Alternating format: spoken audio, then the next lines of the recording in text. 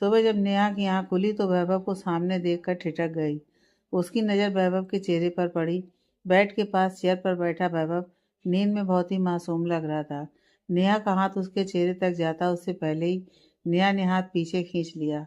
नेहा का दूसरा हाथ वैभव के हाथ में था। पूरी रात वैभव नेहा का हाथ थामकर सो रहा था। नेहा ने हौले से हाथ छुड़ाया और उठकर अपना बैग ढूंढने लगी। बैग ढूंढते हुए गलती से एक तस्वीर गिर गई, जिसकी आवाज़ से वैभव उठ गया। पीछे मुड़कर नेहा को देखा तो जल्दी से नेहा के हाथ से कांच का टुकड़ा लेकर, तुम्हें छोड़ो, लग जाएगी तुम्हें, उठो। नेहा को पकड़कर बेड पर बिठा दिया और खुद कांच साफ करने लगा। नेहा वैभव का चेहरा देख रही थी। बिखरे बाल, सूनी आंखें, बड़ी हुई सेब। न जाने कितने दिनों से वैभव का यही हाल था। हंसना मुस्कुराना तो वो जैसे भूल ही गया था। नेहा उसके पास जाकर, क्या कर रहे हो वैभव, छोड़ो, तुम्हें भी लग सकती है। पर वैभव ने नहीं सुना तो नेहा भी कांच के टुकड़े उठाने लगी। तभी नेहा को कांच लगने से खून आने लगा। उंगली कट गई। वैभव ने जल्दी से उसे उठाया और उसकी उंगली पर पट्टी करने लगा। कहा था ना, लग जाएगी। पर तुम सुनती कब हो, हमेशा अपने दिल की ही करती हो। नेहा चुपचाप उसकी बातें सुन रही थी, पर वैभव ने नेहा को कसकर गले लगा लिया। मुझे माफ़ कर दो नेहा, मैंने तुम्हें बहुत तकलीफ दी है, हमेशा दर्द ही दिया। तुमने बचपन से लेकर आज तक सिर्फ मेरा साथ दिया और मैं तुम्हारा प्यार समझ ही नहीं पाया, कभी एहसास ही नहीं कर पाया कि तुम मुझे। बोलते हुए वैभव के आंसू नेहा का कंधा भिगो रहे थे। नेहा भी फपक पड़ी। इसमें तुम्हारा कोई दोष नहीं है, शायद मेरी मोहब्बत में ही कमी थी, जो हर वक्त तुम्हारे करीब रहकर भी एहसास नहीं करवा पाई मैं कि कितनी मोहब्बत है तुमसे। कुछ देर बाद दोनों शांत हुए तो नेहा उठकर बैग लिया और बाहर जाने लगी। वैभव नेहा से, कहाँ जा रही हो? पीजी में जा रही हूँ वैभव, नेहा ने बिना वैभव की तरफ देखे कहा। तुम यहीं रहोगी, कहीं नहीं जाओगी, समझी तुम? वैभव ने नेहा को अपनी ओर घुमाकर कहा। नहीं वैभव, मैं नहीं रह सकती यहाँ, मुझे जाना है बस, नेहा ने हाथ छुड़ाकर कहा। वैभव नेहा की कलाई पकड़कर, एक बार कहा ना, कहीं नहीं जाओगी तुम, समझी? कहीं नहीं, यहीं रहोगी। तुम जो सोच रही हो सब समझ रहा हूँ मैं, कुछ नहीं बदला है। नहीं वैभव, कुछ भी पहले जैसा नहीं है, सब बदल गया। मेरे इजहार ने सब बदल दिया। पहले तुमसे गले मिलने में भी कोई झिझक नहीं थी, पर अब मेरे इजहार ने हमारी दोस्ती ख़त्म कर दी। तुमसे नजर नहीं मिला सकती मैं, हिम्मत नहीं बची अब। कुछ भी नहीं बदला, ना दोस्ती ना प्यार। तुम आज भी मेरी दोस्त हो और तुम यहीं रहोगी। जानता हूँ प्यार नहीं करता तुमसे, पर तुम्हारी जगह क्या है मेरी ज़िंदगी में ये तुमसे बेहतर कोई नहीं समझ सकता। तुम इस घर में रहोगी मेरी बचपन की दोस्त और जीवन साथी बनकर। शादी करोगी मुझसे? नेहा कुछ भी रिएक्ट नहीं कर पाई, उसे कुछ समझ नहीं आ रहा था। वैभव का शादी की बात करना नेहा को हमदर्दी लग रहा था। उसे लगा वैभव उसे शादी सिर्फ तरस खाकर कर रहा है। वो बिना कोई जवाब दिए दूसरे रूम में चली गई। वैभव वहीं खड़ा रहा। कुछ देर बाद वो नीचे चला गया। दूसरी ओर ऋषभ हर पल नंदनी के करीब रहने की कोशिश में था और उसकी मांग का सिंदूर उसे बेचैन कर देता था। नंदनी घर पर तो चेहरा छुपा कर रखती थी और ऑफिस में बिना किसी डर के ऋषभ के सामने रहती थी। घर पर ऋषभ उसे परेशान करता था और ऑफिस में खुद को उसके करीब जाने से रोक नहीं पाता था। शाम को नेहा नीचे हाल में आई तो मेघा जी और राजेंद्र जी उठे और नेहा को पास बिठाया। मेघा जी उसके सर पर हाथ फेर कर, मेरे वैभव को अपना बनाने के लिए थैंक यू नेहा, तुमसे अच्छी लड़की मैं चाह कर भी नहीं ढूंढ पाती। नेहा असमंजस में उन्हें देखकर, जी मैम, मैं समझी नहीं। वैभव उनके पास बैठकर, जरूरत भी नहीं समझने की, मिसेज वैभव व्यास बनने की तैयारी करो। नेहा ने हैरत से वैभव को देखा, फिर नजर झुकाकर, मैंने तुम्हें हाँ नहीं कहा था वैभव। नहीं कहा तो अब कह दो, राजेंद्र जी ने कहा। नहीं सर, मैं हाँ नहीं कह सकती, क्योंकि मैं जानती हूँ वैभव, यह सिर्फ मेरे इजहार की वजह से कहीं मेरा दिल ना टूटे इसलिए मुझसे शादी करना चाहता है, पर मेरा दिल बहुत पहले टूट चुका है। वैभव, तुम अब जोड़ नहीं सकते। मुझे कोई एहसास नहीं चाहिए, मोहब्बत के बदले मोहब्बत चाहिए, हमदर्दी नहीं। मुझे माफ़ कर दीजिए आप सब, मैं शादी नहीं कर सकती वैभव से। उसके दिल में नंदनी है, मुझे मेरी जगह चाहिए, किसी और की नहीं। वैभव नेहा के पास जाकर, नहीं तुम गलत समझ रही हो नेहा। बस वैभव, अब ये मत कहना कि एक रात में तुम्हें मुझसे प्यार हो गया। अगर ऐसा है तो नंदनी की कसम खाकर कहो कि तुम्हें मुझसे प्यार है। वैभव कुछ बोल नहीं पाया। सर नीचे झुका लिया। बस वैभव, अब तुम मुझे नहीं रोकोगे। नेहा चली गई। वैभव जमीन पर बैठ गया। राजेंद्र जी वैभव से, वो ठीक कह रही है वैभव। जिस तरह नन्ही अनचाहे रिश्ते में घुट रही है, वैसे उसे मत घुटने देना। वक्त दो उसे, बोलकर वो चले गए। वैभव मेघा जी के गले लग गया। नन्ही ऋषभ के आने से पहले उसके कपड़े निकाल रही थी, तभी उसका ध्यान एक बॉक्स पर गया। उसने बॉक्स उठाया, उसे खोलकर देखने लगी। गेट पर नॉक खुलने की आवाज़ से उसने बॉक्स जमीन पर गिराकर अलमारी के नीचे कर दिया। ऋषभ ने रूम में आकर नन्ही को देखा तो उसे महक की याद आ गई। वो नन्ही की तरफ बढ़ गया। नन्ही की पीठ थी ऋषभ की ओर। ऋषभ ने उसको पीछे से बाहों में भर लिया। नन्ही एक बार फिर सहम गई। तब तक ऋषभ उसकी पीठ पर अपने होंठ रख चुका था। ऋषभ की करीबी से नन्ही को अच्छा नहीं लगता था, पर कुछ बोल पाना उसके बस में नहीं था। नन्ही ऋषभ को झटक कर दूर खड़ी हो गई। वो आपके कपड़े। ऋषभ को एहसास हुआ कि वो क्या करने वाला था। उसने जल्दी से कपड़े लिए और बाथरूम में चला गया। नन्ही नीचे भाग गई। रात को जब नन्ही रूम में आई तो ऋषभ सो गया था। नन्ही ने जमीन पर चादर बिछाई और लेट गई। उसकी नज़र बॉक्स पर पड़ी तो उसने बॉक्स उठा लिया। खोल कर देखते ही नन्ही की आंखों में आंसू और चेहरे पर मुस्कान आ गई। बॉक्स लेकर वो बाथरूम में चली गई। उस बॉक्स में वो चूड़ी थी, पर उसी बॉक्स में वो महादेव का लॉकेट वाला धागा भी था जो नन्ही से कहीं खो गया था। नन्ही की मुस्कान परेशानी में बदल गई। अगर यही है वो जिसका मैं इंतजार कर रही थी, पर यह लॉकेट इनके पास कैसे?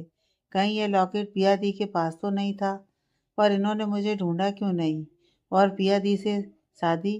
कहीं ये पिया दी को मुझे समझकर? सोचते ही उसकी आंखें बह गईं। पिया दी ने इतना बड़ा धोखा दिया मुझे और ऋषभ जी को भी। पर ये कैसे हो गए हैं? बचपन में तो ठीक थे। इनका एक्सीडेंट कैसे हुआ? किससे पूछूं? इसका जवाब तो ये खुद ही दे सकते हैं। पर मैं कैसे पूछ सकती हूँ? फिर कुछ सोच कर, मैं नहीं पूछ सकती पर महक तो पूछ सकती है। नन्ही मुस्कुराते हुए बॉक्स लेकर सो गई। सुबह ऋषभ के उठने से पहले ही वो उठ गई।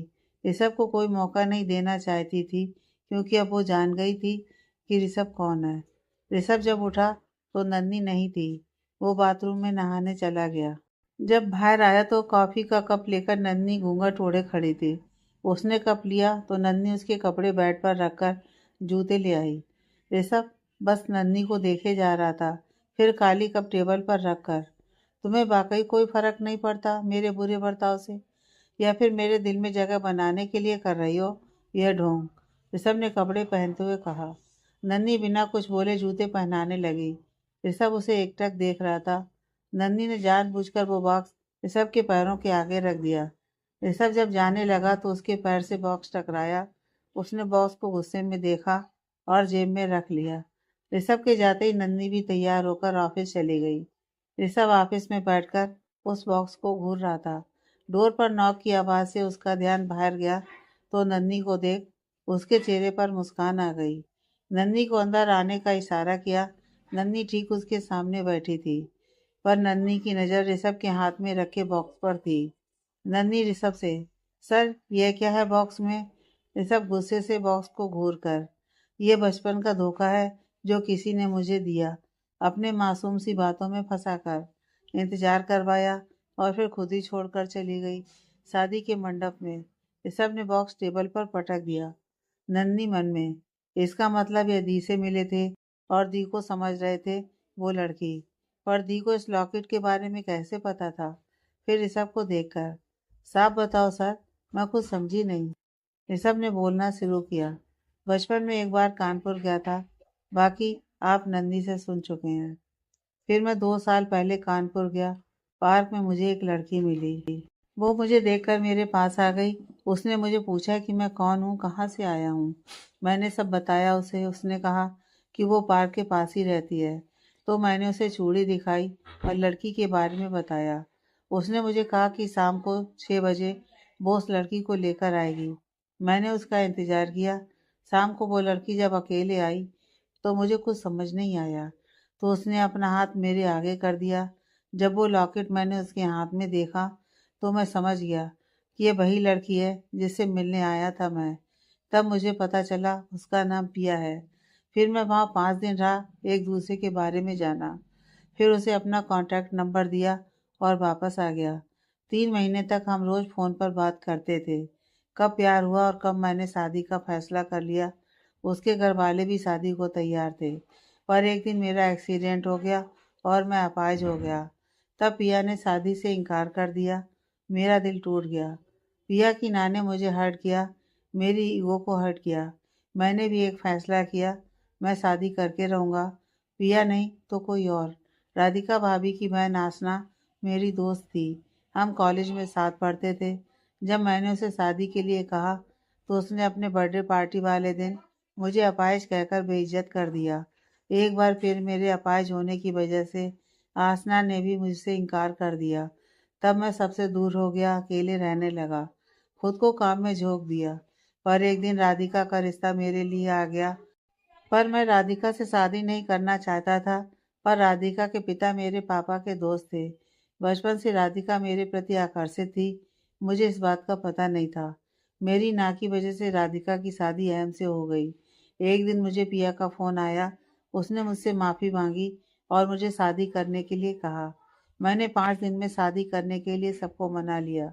पर पिया मंडप से फिर भाग गई और उसकी जगह उसकी बहन की शादी हो गई मुझसे, जिसकी मैं शक्ल भी नहीं देखना चाहता। बोलते बोलते ऋषभ की आंखें गुस्से में लाल हो गईं।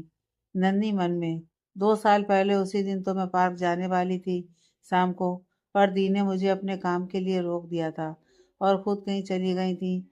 मेरे रूम में कुछ ढूंढ भी रही थी। मतलब उस दिन दी लॉकेट ढूंढ रही थी और ऋषभ जी से मिलने गई थी। उसी दिन दी ने मुझे कानपुर छोड़कर जाने के लिए भी कहा था। हे महादेव, यह सब दी ने क्यों किया? और किया तो ऋषभ जी से शादी क्यों नहीं की? क्यों अपनी जगह मुझे मंडप में भेज दिया? अब दी कहाँ है? मुझे तो कुछ समझ नहीं आ रहा। शायद इसी वजह से राधिका भाभी मुझसे नफरत करती हैं, क्योंकि वो ऋषभ जी से शादी करना चाहती थी। नन्ही अपनी उधेड़-बुन में लगी थी। फिर ऋषभ की ओर देखकर, सर, इसमें आपकी पत्नी कहाँ गलत है, जो आप उनका चेहरा भी नहीं देखना चाहते हैं? ऋषभ नफरत से चिल्लाकर, नहीं है वो मेरी पत्नी, कभी नहीं बन सकती वो। फिर नन्ही को कमर से पकड़कर अपने करीब करके, तुम भी तो शादीशुदा हो, पत्नी हो किसी की, क्यों मेरे करीब रहती हो तुम? कहीं तुम अपने पति को छोड़कर मुझ में तो इंटरेस्ट नहीं ले रही? नन्ही खुद को छुड़ाने की कोशिश कर रही थी, पर ऋषभ की पकड़ मजबूत थी। नन्ही डर से आंखें बंद करके, मुझे छोड़िए सर, यह क्या कर रहे हैं आप? क्यों? तुम भी तो यही चाहती हो, तभी तो जिस दिन से मिली हो मेरे सामने आ जाती हो और पढ़ाई छोड़कर यहाँ काम करने आ गई। नहीं सर, आप गलत समझ रहे हैं, मुझे छोड़ दीजिए। ऋषभ नन्ही का चेहरा पकड़कर अपने होंठ उसके होंठों के करीब ले जाकर, तभी नन्ही उसे जोर से धक्का देती है। ऋषभ लड़खड़ा जाता है। नन्ही बाहर जाने लगी, पर ऋषभ ने उसका दुपट्टा खींच लिया। नन्ही दोनों हाथ अपने सीने से समेटे, चेहरा दूसरी तरफ किए बस रो रही थी। ऋषभ ने उसे पीछे से बाहों में भर लिया और गर्दन पर अपने होंठ रख दिए। नन्ही उसे फिर से धक्का दिया और अपना दुपट्टा लिए भाग गई। नन्ही ऑफिस से निकलकर घर भाग गई। पैदल ही चलकर घर पहुंची, सीधा रूम में जाकर डोर बंद किया और दरवाजे से लगकर ही रोने लगी। मैं सोच भी नहीं सकती थी आप ऐसे होगे। बचपन से जिसका इंतजार किया, जिसे मिलने को हर पल महादेव से दुआ मांगी, अपनी निगाहों में जिसकी तस्वीर संभाली, वो ऐसा होगा यह तो कभी सोचा ही नहीं था। अच्छा हुआ दी मिल गई आपसे मुझसे पहले, वरना आपका ये रूप शायद कभी देख ना पाती मैं। नहीं जान पाती किस तरह के इंसान हैं आप। मेरे साथ आप ये सब करते हैं। घर पर मैं सहती हूँ, क्योंकि दिल तोड़ा है आपका दी ने। इसलिए आप जो भी करते हैं मैं ऐतराज नहीं करती। पति हो मेरे, हक है मुझ पर आपका। मेरे जिस्म पर, मेरी रूह पर हक है आपका। पर इस तरह यह जानते हुए कि आपके ऑफिस में काम करने वाली लड़की किसी की अमानत है, किसी की पत्नी है, आप उसके साथ भी वही सब। घिन आती है मुझे आपसे, नफरत होती है आपसे। नहीं सहन कर सकती मैं ये सब। हर औरत को आप सिर्फ हवस की नज़र से देखें, नहीं बर्दाश्त कर सकती मैं ये सब। बचपन के प्यार का ये घिनौना रूप नहीं देख सकती मैं, कभी नहीं, कभी नहीं। नन्ही अपने बालों में उंगलियां फंसाकर चीख पड़ी थी। थोड़ी देर बाद फिर कुछ सोचकर, अब मुझे आपके सामने आना होगा, बताना होगा आपको कि हर औरत खिलौना नहीं है, कि मर्द कुछ भी करे औरत चुपचाप सहे। हरगिज नहीं।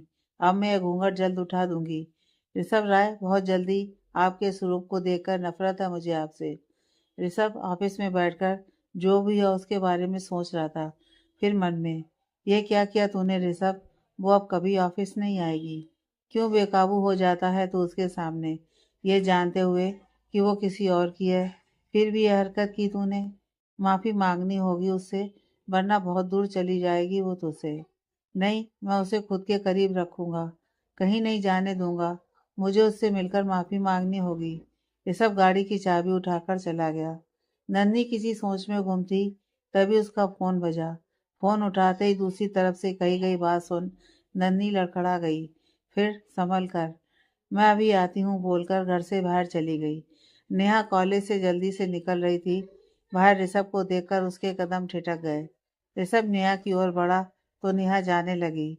ऋषभ उसे आवाज देकर, रुक जाओ मिस नेहा, मुझे आपसे बात करनी है।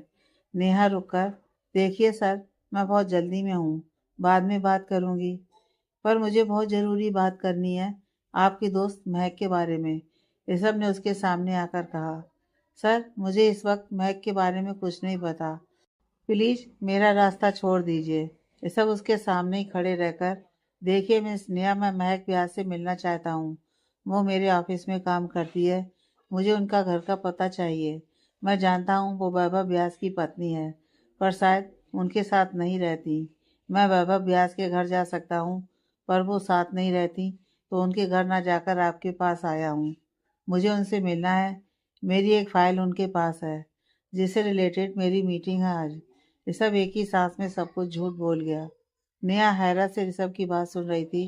फिर मन में, ये नन्ही और वैभव को पति पत्नी कैसे इंसान है, अपनी पति को किसी और की पत्नी, और नन्ही इनके साथ काम करती है, वो भी महक बनकर। आखिर चल क्या रहा है उसके मन में। फिर ऋषभ को देखकर, आपको महक से मिलना है तो चलिए मेरे साथ। नेहा आगे बढ़ गई। ऋषभ आवाज देकर, मेरी गाड़ी में चल सकते हैं। नेहा आकर ऋषभ की गाड़ी में बैठ गई। ऋषभ ने गाड़ी आगे बढ़ा दी। गाड़ी एक हॉस्पिटल के बाहर रुकी तो नेहा सीधा अंदर भाग गई। ऋषभ भी नेहा के पीछे चला गया। नेहा नन्ही को देखकर उसके गले लगकर, कहाँ गई थी तू, ना फोन उठाया ना कॉलेज आई, जानती है हम कितना परेशान थे।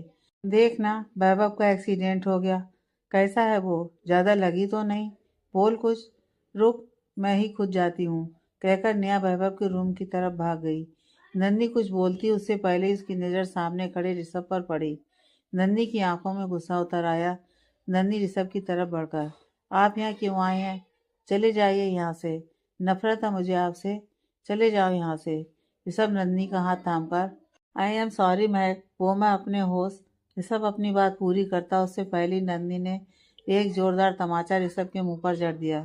गलती से, होश, जानते भी हैं क्या किया है आपने।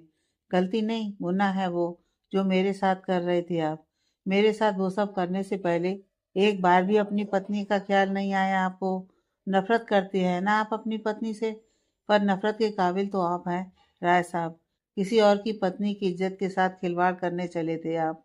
अब यहाँ क्या करने आए हैं आप, नन्ही गुस्से और नफरत से बोल रही थी। ऋषभ अपने गाल पर हाथ रखकर नन्ही की बातें सुन रहा था। फिर नन्ही को कंधे से पकड़कर, हिम्मत कैसे हुई तुम्हारी मुझ पर हाथ उठाने की, ऋषभ राय पर हाथ उठाने की, समझती क्या हो तुम अपने आप को। नन्ही डर से तड़प उठी और ऋषभ की पकड़ से अपने कंधे आजाद कराने की कोशिश में लगी थी। उस वक्त वहाँ कोई नहीं था जो नन्ही को बचा पाता। ऋषभ ने नन्ही का चेहरा एक हाथ से पकड़कर उसे दीवार से लगाकर, तुमने मुझ पर हाथ उठाकर बहुत बड़ी गलती की है, जिंदगी की सबसे बड़ी गलती।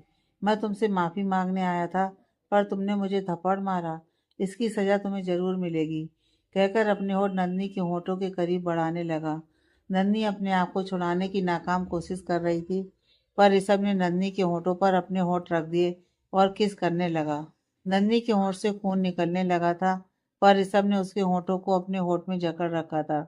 काफ़ी देर किस करने के बाद ऋषभ ने नन्ही को ज़मीन पर गिरा दिया और उसके ऊपर झुककर, यह तुम्हारे थप्पड़ की सज़ा नहीं है, यह तुम्हें बताने के लिए है कि मैं क्या कर सकता हूँ। तुम जैसी लड़कियाँ मेरे बिस्तर की धूल हो, समझी।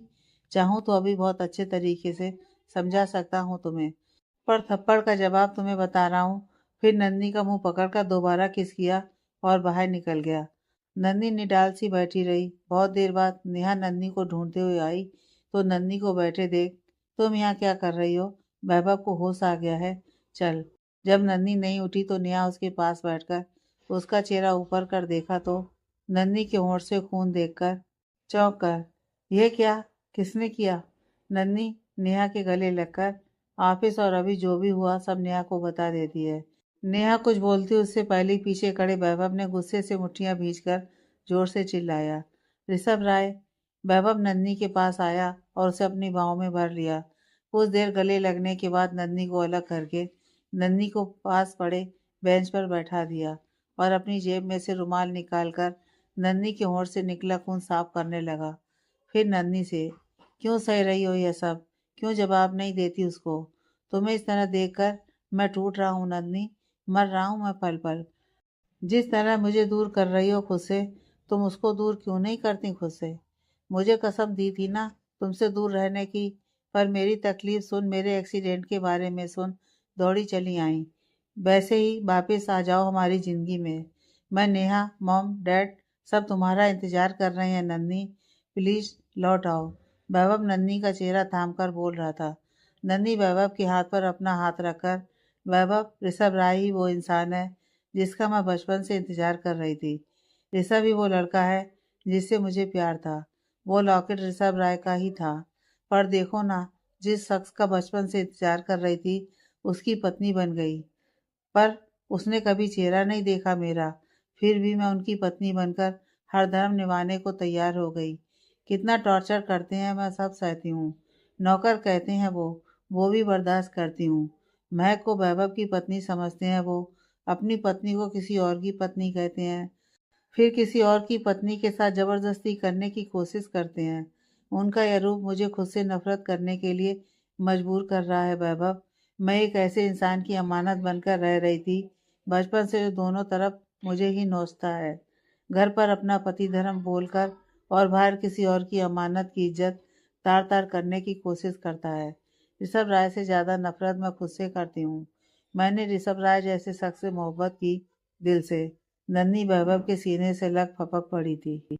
वैभव के सीने से लगी नन्नी फपक कर रो रही थी। नेहा उसके सर पर हाथ फेरकर उसे शांत करने की कोशिश में लगी थी। वैभव ने एक नज़र नेहा को देखा जो कब से वैभव और नन्नी को देख रही थी। वैभव की नज़र नेहा पर पड़ते ही नेहा ने अपने आंसू साफ किए और चेहरा दूसरी ओर कर लिया। शांत होने पर नन्नी को ख्याल आया कि वो कब से वैभव की बाहों में है। नन्नी ने झट से उठकर अपने आंसू साफ किए और वैभव को देखने लगी। वैभव भी उठते हुए, क्या हुआ नन्नी? नन्नी परेशान सी, वैभव तुम्हारा एक्सीडेंट कैसे हुआ? तुम्हें कितनी चोट लगी है? तुम बाहर क्यों आए? तुम्हें आराम करना चाहिए। फिर वैभव का हाथ थाम कर, चलो, नन्नी रूम की तरफ जाने लगी। वैभव दूसरे हाथ से नन्नी के हाथ को पकड़कर, मैं ठीक हूँ नन्नी, छोटा सा एक्सीडेंट था, ज़्यादा नहीं लगी, चलो घर चलते हैं। फिर मेघा जी और राजेंद्र जी को देखकर, मॉम डैड कहिए इसे मैं ठीक हूँ, डॉक्टर ने कहा है मैं घर जा सकता हूँ। मेघा जी नन्नी के पास आकर, सॉरी बेटा मैं अकेले यहाँ घबरा गई थी, जल्दीबाजी में तुम्हें फ़ोन कर दिया, पर डॉक्टर ने कहा है कि वैभव ठीक है। मॉम की बात का यकीन है ना तुम्हें? तो अब चलें, वैभव ने कहा और सब हॉस्पिटल से बाहर आ गए। अपना ख्याल रखना वैभव, और मॉम मेरी ज़रूरत हो तो मुझे फ़ोन कर देना आप। अब मुझे जाना होगा, नेहा ने कहा और जाने लगी। तो नन्नी उसका हाथ थाम कर, तू कहीं नहीं जाएगी, मुझे बात करनी है आप सबसे। सब वैभव के घर पहुँचे। घर पहुँचकर राजेंद्र जी नन्नी से, नन्नी बेटा क्या बात है और ये चोट कैसे लगी तुम्हें? नन्नी को ऋषभ का किस करना याद आ गया। वो सर, मैं, नन्नी हड़बड़ा गई। नेहा नन्नी को पानी का गिलास देकर, बैठ जाओ पहले पानी पी लो। नन्नी ने एक घूंट में सारा पानी खत्म किया और सबके सामने बैठकर, मुझे आपको बताना है ऋषभ राय वैभव को मेरे पति समझते हैं और उनको लगता है मैं और वैभव शादी होने के बाद भी अलग रहते हैं, इसलिए उन्होंने मेरे साथ बदतमीजी की। मैं अब उनके सामने आना चाहती हूँ, उनको बताना चाहती हूँ कि जिसके साथ उन्होंने ऐसी घिनौनी हरकत करने की कोशिश की वो उनकी खुद की पत्नी है। हम जानते हैं बेटा, नेहा हमें बता चुकी है सब। और नन्नी, तुम एक ऐसे इंसान के साथ रहना चाहती हो जो तुम्हारी इज्जत नहीं करता, प्यार नहीं करता। तुम्हें नहीं जाना चाहिए वहाँ। अगर सच जानकर वो तुम्हें और तकलीफ पहुंचा सकता है। राजेंद्र जी ने चिंता व्यक्त करते हुए कहा। मेघा जी नन्ही का हाथ पकड़कर, ये ठीक कह रहे हैं बेटा, तुम वहाँ नहीं जाओगी, मैं तुम्हें नहीं जाने दूंगी वहाँ। वो कुछ नहीं कर पाएंगे मैम, मैं उनके साथ नहीं रहना चाहती अब, मैं उनसे तलाक लेना चाहती हूँ, नन्ही ने दृढ़ता से कहा। तुम सच में तलाक लेना चाहती हो नन्ही? नेहा ने परेशानी में कहा। हाँ नेहा, नन्ही उसके साथ नहीं रहेगी, कभी नहीं। फिर नन्ही की ओर जाकर, और तुम आज ही उस ऋषभ राय को बताओगी कि तुम कौन हो। चलो अभी मैं चलता हूँ तुम्हारे साथ। नहीं वैभव, ये लड़ाई मेरी है और मैं इसे अकेली लड़ना चाहती हूँ। पर नन्ही तुम अकेले उसके सामने? हाँ वैभव, मैं अकेले ही उसका सामना करूंगी, नन्ही ने कहा और चली गई। नेहा भी उसके पीछे चली आई। बाहर आकर नेहा नन्ही के पीछे से आवाज देती है। नन्ही रुक कर, मैं पहले ही कह चुकी हूँ नेहा, मैं अकेली ही जाऊंगी, तुम चिंता मत करो, जब भी जरूरत हुई मैं खुद तुम्हें बता दूंगी। नन्ही इतना कहकर चली गई। नेहा भी मन महसूस कर रह गई। राय मेंशन। ऋषभ गुस्से में घर पहुंचा। राधिका को देख एक पल के लिए वो ठिठक गया। राधिका और अहम बाहर जा रहे थे। अयम ने भी एक नज़र ऋषभ को देखा और राधिका का हाथ थाम निकल गया। वैभव उनको जाते देखा और अपने रूम की ओर चला गया। भाई राधिका अयम का हाथ झटक, समझते क्या हो तुम खुद को? कितनी बार कहा है, ये शादी मेरी मर्जी से नहीं हुई है, समझे? यूं सबके सामने हक जताने की कोई जरूरत नहीं है। दोबारा हाथ मत लगाना मुझे, वरना। वरना क्या? पापा से कहोगी तुम? भूलो मत, तुम्हारे पापा की पसंद हूँ मैं, उन्होंने मुझे चुना है तुम्हारे लिए, क्योंकि प्यार करता हूँ तुमसे। पर तुम क्या जानो प्यार क्या होता है, और तुम दुनिया के सामने वाइफ हो मेरी, तुम्हारा हाथ थाम सकता हूँ मैं, समझी? और अगर तुमने कुछ भी ऐसा वैसा किया तो बता दूंगा तुम्हारे पिताजी को, उनकी बेटी की असलियत। फिर एक फूटी कौड़ी नहीं मिलेगी तुम्हें। मैं बर्दाश्त करता हूँ तुम्हारी बदतमीजी, इसका फायदा मत उठाओ। प्यार करता हूँ तुम्हें, वरना कब का निकाल दिया होता अपनी जिंदगी से। यू ब्लडी लूजर, तुम क्या समझते हो, मेरी मजबूरी का फायदा उठाकर मुझसे शादी कर ली तो मैं तुम्हें प्यार करूंगी? तुम्हारी नज़र मेरी दौलत पर थी मिस्टर अहम राय, इसलिए तुमने ऋषभ के इनकार पर मेरे पापा की तबीयत बिगड़ने का फायदा उठाकर मेरे पापा को झूठा प्यार दिखाकर मुझसे शादी कर ली। पर तुम मेरी दौलत से प्यार करते हो।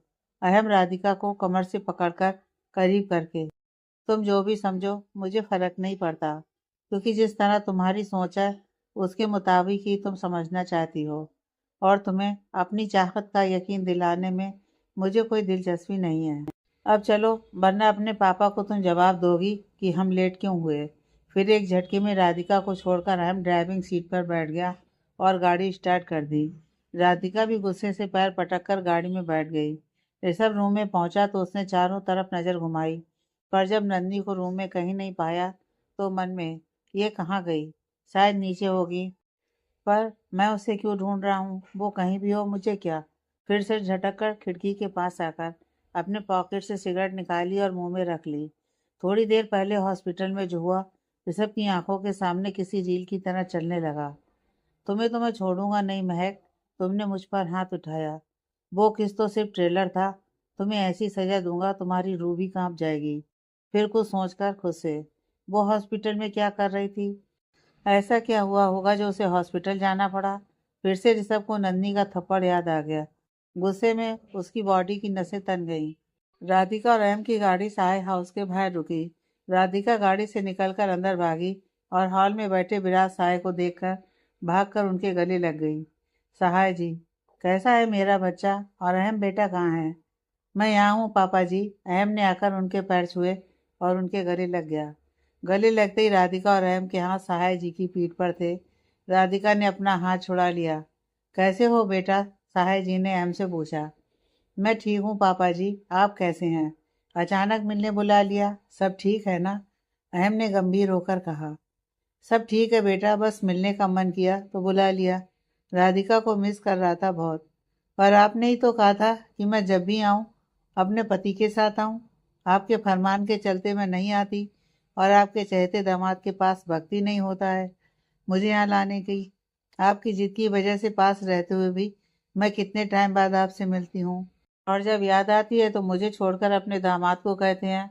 मुझसे कहते तो मैं खुद आ जाती, राधिका ने साय जी से नाराजगी जताते हुए कहा, तुम नहीं समझोगी बच्चा, मैं तुम दोनों को साथ देखना चाहता हूँ हमेशा। छोड़ो, चलो पहले नाश्ता कर लो। नाश्ते के बाद राधिका अपने रूम में चली गई और हम सहाय जी के पास बैठ गया। अहम बेटा, मैं चाहता हूँ कि मैं सारी प्रॉपर्टी अब तुम्हारे नाम कर दूँ और खुद इस जिम्मेदारी से मुक्त हो जाऊँ। नहीं पापा जी, मैं ये नहीं ले सकता। आप राधिका के नाम पर सब करें। तुम जानते हो बेटा, जिस दिन सब उसके नाम हो जाएगा, वो एक पल में तुमसे रिश्ता तोड़ देगी और मैं उसे सिर्फ तुम्हारे हाथों सौंप कर जाना चाहता हूँ। जानता हूँ पापा जी, पर आपको कुछ नहीं होगा। आप ठीक हो जाएंगे और मैं उसको खुद से दूर कभी नहीं जाने दूंगा। अहम ने साय जी का हाथ अपने हाथ में लेकर कहा, पर बेटा, मैंने ये बिल बना दी है। मुझे कुछ हो जाए तो सब कुछ राधिका के नाम तब तक रहेगा जब तक वो तुम्हारी पत्नी है। तुम्हें छोड़ने के बाद ये सारी दौलत तुम्हारी हो जाएगी। पर यह सब क्यों पापा जी? आपकी सारी संपत्ति पर राधिका का हक है, मेरा नहीं। और राधिका पर सिर्फ तुम्हारा हक है। तुम मना नहीं करोगे? राधिका की कसम तुम्हें और उसे नहीं बताओगे? वादा करो तुम राधिका का साथ कभी नहीं छोड़ोगे, हमेशा उसके साथ रहोगे। मैं वादा करता हूँ, किसी भी हालत में मैं राधिका का साथ कभी नहीं छोड़ूंगा। ऊपर खड़ी राधिका ने उनकी सारी बातें सुन ली और गुस्से से वापस चली गई। रूम में आकर उसने सब सामान फेंक दिया। कैसे कर लेते हैं पापा ये? मुझे उसके साथ बांध दिया हमेशा के लिए। अब मैं क्या करूं? मुझे किसी भी कीमत पर सारी प्रॉपर्टी अपने नाम करवानी होगी, किसी भी हालत में। नन्ही घर पहुंची तो ऋषभ की गाड़ी से वो अंदाजा लगा चुकी थी कि ऋषभ घर पर है। वो गुस्से में अंदर चली गई। साधना हाल में बैठी रीना जी के साथ कुछ साड़ियां देख रही थी। नन्ही को देखकर, नन्ही अच्छा हुआ तुम आ गई, अपने लिए साड़ी पसंद करो। नन्ही अपने गुस्से को दबाकर उनके पास आकर, मेरे पास है भाभी, आप अपने लिए देख लो, मैं आपकी हेल्प कर देती हूँ। तो तुम क्या पहनोगी कल? रीना जी ने नन्ही से पूछा।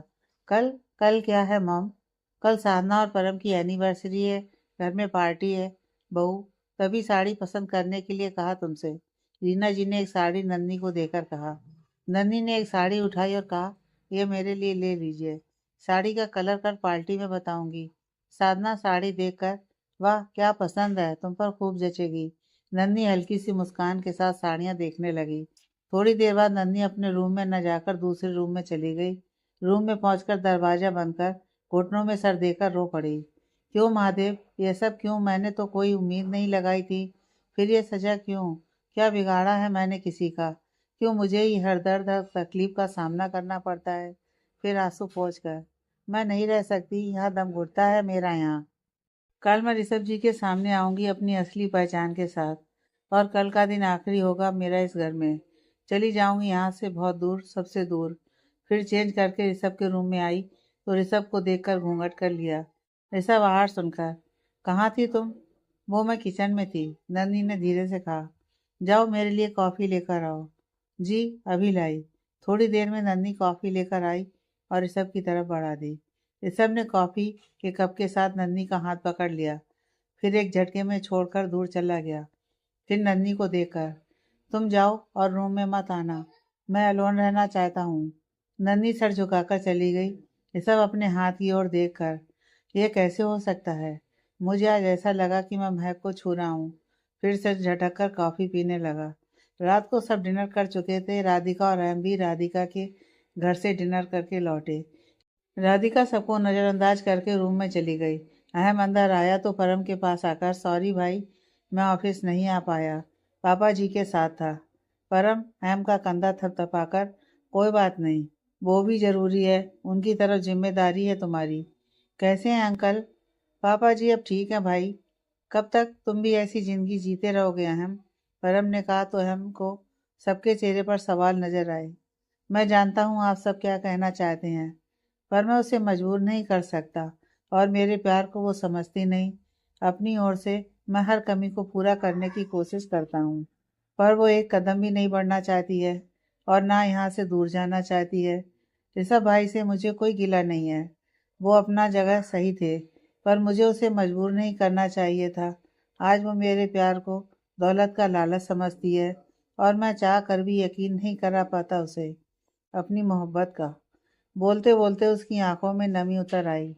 परम उसे गले लगाकर, सब ठीक हो जाएगा, अहम, उसे वक्त दो, कल पार्टी है घर में, अंकल जी को इनवाइट किया? साधना ने माहौल देखकर बात को बदलते हुए कहा। अहम साधना की ओर देखकर, जी भाभी, वो कल जरूर आएंगे। शिव जी, रीना जी से, आपने नन्ही बहू के मायके वालों से कहा आने को? रीना जी उदासी से, ऋषभ का नन्ही की तरफ बर्ताव देखकर वो बहुत दुखी हो जाएंगे, इसलिए मैंने उन्हें नहीं कहा। एक बार दोनों का रिश्ता सुधर जाए, फिर नन्ही और ऋषभ की एनिवर्सरी पर उनको जरूर बुलाएंगे। नन्ही ने जब सुना तो सर झुकाकर वहां से चली गई। साधना परी को लेकर रूम में पहुंची, परी को बेड पर सुला दिया और खुद कवर से कपड़े निकालने लगी। परम ने पीछे से आकर उसे भाव में भर लिया। साधना सुकून से आंखें बंद करके, आखिर एनिवर्सरी की एक रात पहले आपको हमारी याद आ ही गई है ना? अरे वाइफी जी, हमें तो रोज याद आती है, बस आपको ही घर के काम और परी से फुर्सत नहीं। परम ने साधना के कंधे को चूमते हुए कहा। अच्छा जी, अब ये दोस्त भी हमारा है। आप तो बिजी रहते हैं ऑफिस में, हर वक्त काम काम, और हम घर में लगे रहते हैं। साधना ने खुद को छुड़ाकर दूर जाते हुए कहा। परम फिर से साधना को कमर से पकड़कर, देखिए कौन भाग रहा है अब? हम नाराज हैं आपसे तो भाग रहे हैं। साधना और कुछ कहती उससे पहले परम साधना को अपनी ओर घुमाकर साधना के होठों पर होठ रख देता है। साधना के हाथ भी परम की पीठ पर चल जाते हैं।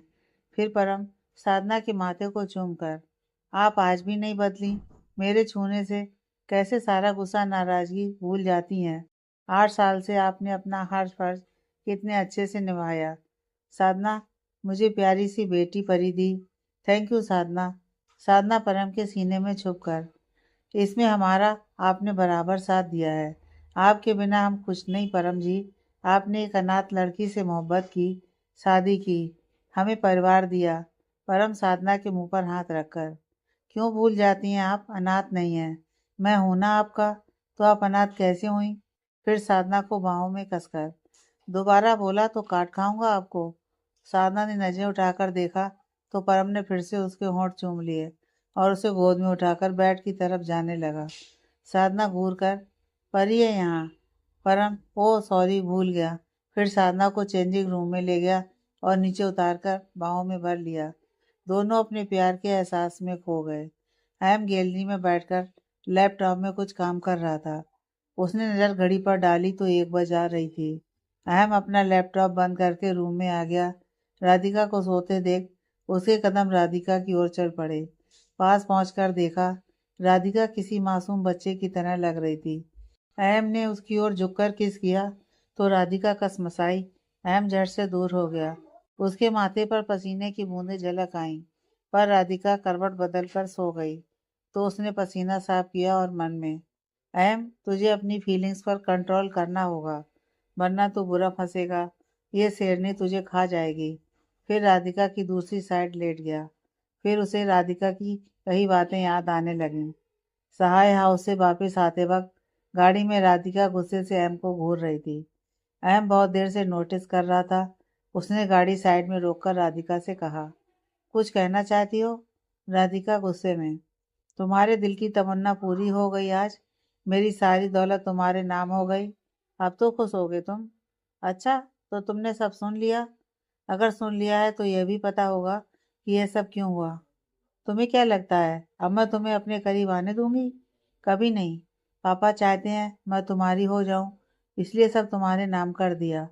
पर तुम मुझे कभी छू नहीं पाओगे। मैं तुम्हें छूना चाहता हूँ। तुम्हें यह लगता है तो तुम भूल रही हो। 2 साल से तुम मेरे साथ हो, मेरी पत्नी बनकर, पर आज तक तुम्हारे करीब नहीं आया मैं, क्योंकि ये प्यार का एहसास तुम्हारे साथ जीना चाहता हूँ। मैं जबरदस्ती नहीं, चाहूँ तो एक पल में पति के सारे हक ले सकता हूँ। पर प्यार करता हूँ तुमसे। मोहब्बत दिल से है, जिस्म से नहीं, बोलकर गाड़ी स्टार्ट की और आगे बढ़ा दी। राधिका बाहर देखने लगी। अहम ने एक नज़र राधिका को देखा और आंखें बंद कर नींद के आगोश में चला गया। ऋषभ सो चुका था। नंदी ने ऋषभ को सोए देखा तो चुपचाप आकर जमीन पर लेट गई। उसकी आंखों के सामने सारे पल आने लगे। उसकी आंखों में आंसू बहने लगे। राय मेंशन घर में हर तरफ चहल पहल थी। हो भी क्यों ना, आखिर घर के बड़े बेटे और बहू की शादी की सालगिरह जो थी। आज सब घर पर थे। कुछ मेहमान भी पधार चुके थे। लेडीज अलग और जेंट्स अलग बैठकर बातें कर रहे थे, कुछ खा पी रहे थे। पार्टी तो शाम को थी, पर मेहमान तो आप सब जानते हैं वक्त से पहले आते हैं। वैसे हम भी तो ऐसा ही करते हैं। सब अपना अपना काम देख रहे थे। अहम परी के साथ था। साधना भी काम में व्यस्त थी। परम आज भी एक मीटिंग में था, जिससे साधना का मुंह गुब्बारे की तरह फूला हुआ था। यह बात सब नोटिस कर रहे थे। मिस्टर और मिसेस राय सब मेहमानों के साथ थे। हमेशा की तरह राधिका और ऋषभ अपने अपने रूम में थे। मिसेस राय नन्नी को बुलाकर सबसे परिचय करवाती हैं, फिर नन्नी साधना के पास चली जाती है। साधना का उदास चेहरा देखकर नन्ही साधना से, भाई आ जाएंगे भाभी, आप क्यों अपना मूड खराब कर रही हैं? देखो ना नन्ही, मैंने उनसे कहा था आज के दिन काम नहीं, पर मेरी बात कभी समझते ही नहीं। नन्ही के कुछ बोलने से पहले रोहन और आन्या आकर नन्ही और साधना के गले लग जाते हैं। आन्या साधना को अलग करके, आपकी भाषा में आपको बधाई हो भाभी, शादी की सालगिरह बहुत बहुत मुबारक हो। धन्यवाद नन्नत जी, आपके बिना घर सूना लगता है हमें। रोहन भी मुबारकबाद देकर नन्ही और साधना के पांव छूता है। साधना और नन्ही से मिलकर रोहन और आन्या बाकी सबसे मिलने चले जाते हैं। तभी दरवाजे पर परम अंदर आते हुए साधना को देख हल्के से मुस्कुरा देता है, पर साधना उसे इग्नोर करके चली जाती है। परम नन्ही को इशारे में पूछता है, क्या हुआ? तो नन्ही भी अपने कंधे उचका देती है। परम नामे से रिलाकर साधना के पीछे चला जाता है। साधना रूम में आकर चेहरा दूसरी तरफ किए खड़ी थी। परम ने आकर पीछे से उसे हक किया। साधना खुद को छुड़ाते हुए, क्यों आए आप? रहते काम में व्यस्त। मेरी कहाँ कदर है आपको? आज के दिन भी आप सुबह ही चले गए। हमें बात नहीं करनी आपसे। क्यों बात नहीं करनी जान? आपके लिए ही तो करता हूँ काम, ताकि आपको दुनिया की हर खुशी दे सकूं। पर आप कहती हैं तो आज के बाद काम बंद और बीवी की सेवा शुरू। बस बस, बातें बनाना तो कोई आपसे सीखे, बातें नहीं प्यार करना सीखे। परम साधना को अपनी ओर करके गले लगाकर कहता है। साधना के हाथ भी परम की पीठ पर चले गए। साधना परम से अलग होकर, चलिए तैयार हो जाइए आप, मैं परी को तैयार कर दूं। परम साधना को कमर से पकड़कर, और आप? पहले आप और परी फिर मैं, कहकर परी को लेने चली जाती है। परम मुस्कुराकर, ठीक से नाराज होना भी नहीं आता, 1 मिनट में मान भी गई। आपके बिना मैं अधूरा हूँ साधना। और फिर अपने कपड़े लेकर बाथरूम में चला गया। ऋषभ रूम में अभी भी सोया था। नंदी ने रूम में आकर ऋषभ को सोते हुए देखा और फिर कवर से उसके कपड़े निकाल कर रख दिए और जाने लगी। तभी ऋषभ की आवाज़ उसके कानों में पड़ी। उसके कदम जम गए। तुम आज की इस पार्टी में शामिल नहीं हो सकती। तुम यहीं रहोगी रूम में। इस पार्टी में सब होंगे, हमारे बिजनेस के रिलेटेड लोग भी आएंगे। इसलिए बेहतर होगा तुम किसी के सामने ना आओ, वरना वो सब सवाल करेंगे तुम्हारे घूंघट को लेकर। और जिस पल तुम्हारा चेहरा मेरी आंखों के सामने आ गया, वो पल इस घर में आखिरी पल होगा तुम्हारा। समझी? यह सब ऋषभ नंदनी के करीब आकर उसे भाव में भरकर उसकी पीठ पर अपने होंठ चलाते हुए बोल रहा था। एक बार नन्ही उसकी इस हरकत से फिर कांप गई थी। उसने अपने होंठ भींच रखे थे और मुट्ठी कसी हुई थी। ऋषभ नन्ही को झटके से छोड़ा तो वो जमीन पर गिर गई। ऋषभ उसके हाथ को अपने पैर के नीचे मसलकर बाथरूम में चला गया। भाई नन्ही आंखों में आंसू लिए अपने हाथ को दबा रही थी। ऋषभ बाहर आया और तैयार होने लगा। फिर नन्ही से कहा, आई होप तुम्हें समझ आ गया होगा, और नीचे चला गया। शाम का समय गैलरी में खड़ी नन्ही बाहर लॉन में देख रही थी। कितना खूबसूरत लग रहा था सब। हर जगह वाइट और रेड पर्दे और फूलों से डेकोरेट की गई थी। लाल और सफ़ेद फूलों और रंग बिरंगी लाइटों से सारा लॉन जगमगा रहा था। एक और खाने का इंतजाम किया गया था। जेंट्स के लिए कोने पर बार भी बनाया गया था। स्टेज पर बड़े से बोर्ड पर रेड हार्ट में बड़े बड़े अक्षरों से साधना और परम का नाम लिखा था। नन्ही सब देखकर खो गई थी। 7 बज गए। पार्टी में मेहमान आने शुरू हो गए। मिस्टर एंड मिसेस राय सबका स्वागत कर रहे थे। धीमा सा म्यूजिक भी बज रहा था। रोहन और आन्या भी अपने फ्रेंड में बिजी थे। साया जी को आते देखकर अहम भी उनकी ओर बढ़ गया। पैर छूकर उनका हाथ थामकर ले आया। सहाय जी ने पूछा, बेटा राधिका कहाँ है? अहम ने कहा, पापा जी आपको पता है ना वो तैयार होने में कितना वक्त लेती है। आप बैठो, मैं लेकर आता हूँ। अहम जाने लगा। उसकी नज़र सामने से आती हुई राधिका पर पड़ी। ब्लू डार्क कलर के वन पीस में बड़ी बड़ी हील्स के साथ राधिका अहम की ओर बढ़ रही थी। अहम की तो धड़कनें बढ़ गईं। उसने अपने हाथ सीने पर रखा। राधिका उसके पास पहुंचकर बड़ी आंखें काजल से सनी हुई, बाल कल करके मेसी बनाया गया था। अहम तो मुंह खोले बस उसे निहार रहा था। राधिका गुस्से में उसके पैर पर जोर से मारकर, ये बेवकूफ़ी वाली हरकत बंद करो और अपना मुंह भी बंद करो, वरना मक्खी चली जाएगी। इडियट, बोलकर साहे जी के पास चली गई। अहम की नजरें उसके ऊपर ही थी। आज तो भाभी कयामत लग रही है ना। रोहन ने एक हाथ अपनी कमर पर और दूसरा हाथ अहम के कंधे पर रखकर कहा। हाँ, मेरा तो दिल आज निकल कर बाहर ही आ जाएगा। रोहन जोर जोर से हंसने लगा तो अहम को ध्यान आया कि वो क्या बोल गया। अहम झेप कर रोहन के सर पर चपत लगा देता है। बहुत बदमाश हो गया है तू। और फिर राधिका को देखने लगता है। राधिका की नज़र जब अहम पर पड़ती है तो एक पल के लिए उसकी नज़र अहम पर ठहर जाती है। अहम भी कम नहीं लग रहा था। ब्लू डार्क कलर का suit, red shirt, heavy beard, बाल सलीके से बने थे, दिखने में काफ़ी हैंडसम। कोई भी लड़की देखो तो दिल हार जाए, पर उसकी मोहब्बत वो लड़की थी जो उसे कुछ नहीं समझती थी। राधिका ने सिर झटका और दूसरी ओर देखने लगी। आन्या साधना के रूम में गई तो साधना गजरा लगा रही थी। भाभी, आप तैयार हो गई? चलो आप भाई के साथ आओ, मैं नन्ही भाभी को देखती हूँ। आन्या नन्ही के रूम के बाहर नॉक करती है। नन्ही आन्या से, मैं बाथरूम में हूँ, तुम चलो मैं आती हूँ। आन्या बाहर से ही, जी भाभी जल्दी करो, मम बुला रही हैं आपको हो। ओके, बस 5 मिनट, तुम चलो मैं आती हूँ। आन्या चली जाती है। थोड़ी देर बाद लॉन में लाइट्स ऑफ हो जाती है। एक जगह स्पॉटलाइट की वजह से सबकी नज़र उधर घूम जाती है। वहाँ साधना और परम खड़े थे। मैरून कलर की साड़ी में बालों को गजरा लगाकर खुला छोड़ रखा था। हाथों में भर भर कर चूड़ियाँ, मांग में सिंदूर, माथे पर बड़ी सी बिंदी, बहुत प्यारी लग रही थी साधना।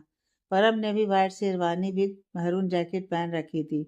एक हाथ में घड़ी, दूसरे हाथ में गोल्ड का कड़ा पहन रखा था। उनके बीच खड़ी छोटी सी परी अपनी मैरून रंग की फ्रॉक में सच में किसी परी की तरह लग रही थी। परम ने साधना की कमर पे हाथ रख और परी को गोद में उठाकर धीरे धीरे स्टेज की ओर बढ़ रहे थे। स्टेज पर आकर दोनों एक साथ बैठ गए। पार्टी में आए सब मेहमान उन्हें बधाई देने लगे। साधना और परम मुस्कुराहट के साथ सबको धन्यवाद कर रहे थे। फिर दोनों ने सब बड़ों का आशीर्वाद लिया। सब लोग पार्टी एंजॉय करने लगे। परम साधना और परी के साथ फोटो खिंचवा रहा था। साधना के चेहरे पर खुशी देखकर परम को सुकून मिल रहा था। यही वो दिन था जिस दिन उसने साधना को पाया था। साधना ने परम की जिंदगी को सार्थक कर दिया था। परी उनके प्यार की निशानी थी, उन दोनों के बीच की मजबूत कड़ी। साधना की नज़र परम पर गई। साधना ने इशारे से पूछा, क्या हुआ? परम ने आगे बढ़कर साधना को गले लगा लिया। साधना के हाथ भी परम की पीठ पर कस गए। सब डांस कर रहे थे। परम और साधना ने भी एक दूसरे का हाथ थाम डांस फ्लोर पर आ गए और डांस किया। सहाय जी के कहने पर राधिका को भी अहम के साथ आना पड़ा, पर अहम उस मौके का फायदा उठाकर राधिका की कमर में हाथ डालकर उसके साथ डांस कर रहा था। आन्या और रोहन भी थिरक रहे थे। ऋषभ दूर खड़ा सब देख रहा था। साधना को एक तरफ खड़ा देख वो साधना के पास आकर, कांग्रेस भाभी। साधना ने कोई जवाब नहीं दिया। ऋषभ साधना को गले लगाकर, कब तक नाराज रहेंगी आप? जानती है ना, आपके अलावा मैं किसी से दिल की बात नहीं करता। आप नाराज रहेंगी तो मैं कैसे रहूँगा? साधना खुद को छुड़ाकर, आप भी मेरे दिल की बात जानते होंगे भाई। नन्ही को अपना लो। मैं भी आपकी सालगिरह पर आपको बधाई देना चाहती हूँ। ऋषभ मुंह फेर कर, यह नहीं हो सकता भाभी। फिर मैं भी आपको माफ़ नहीं कर सकती। तभी फिर से अंधेरा हो जाता है। एक कोने में पड़ती स्पॉटलाइट पर सबकी नजर जाती है, जहाँ एक लड़की सबकी ओर पीठ करके खड़ी थी। हवा में उड़ते लंबे कमर तक बाल, सबका ध्यान उस ओर था। जैसे वो लड़की चेहरा घुमाती है, सब घर वालों की आंखें बड़ी हो जाती हैं। ब्लैक कलर की शिफॉन की साड़ी, बड़े बड़े झुमके, आंखों में काजल, गोरे रंग में नन्ही दिलकश लग रही थी। राय फैमिली हैरानी और मुस्कुराहट के मिले जुले भाव से देख रहे थे नन्ही को। ऋषभ की नज़र नन्ही पर पड़ी तो वो अपनी जगह पर बर्फ की तरह जम गया था। नन्ही चलते हुए साधना और परम के करीब आई और माइक लेकर स्टेज पर चली गई। सब मेहमान जो नन्ही को जानते थे वो नॉर्मल होकर देख रहे थे। लड़के नन्ही को देखकर मुंह बंद करना भूल गए और लड़कियां इतनी सुंदर नन्ही को देखकर जल रही थीं। वहीं राधिका की बहुएं भी गुस्से में तन गईं। ऋषभ एक तरफ मन में, यह महक यहाँ क्या कर रही है। तभी उसके कानों में नन्ही की आवाज़ गूंजी, हाय एवरीवन, आप सबका यहाँ तहे दिल से स्वागत है। साधना राय और परम राय को उनकी शादी की सालगिरह की हार्दिक शुभकामना। आप सब सोच रहे होंगे कि मैं कौन हूँ, तो मैं आप सबको अपना परिचय देना चाहती हूँ। मैं हूँ ऋषभ राय की पत्नी और राय खानदान की छोटी बहू नन्ही राय। जैसे ही नन्ही की बातें सबके कानों में पहुंची, सब लोग तालियों से अभिनंदन करने लगे। राय परिवार भी नन्ही के इस कदम से खुश था, पर ऋषभ ने जब सुना तो वह लड़खड़ाने लगा। नन्ही ऋषभ के पास आई और उसका हाथ थाम डांस फ्लोर पर आ गई। आगे की कहानी नेक्स्ट पार्ट में।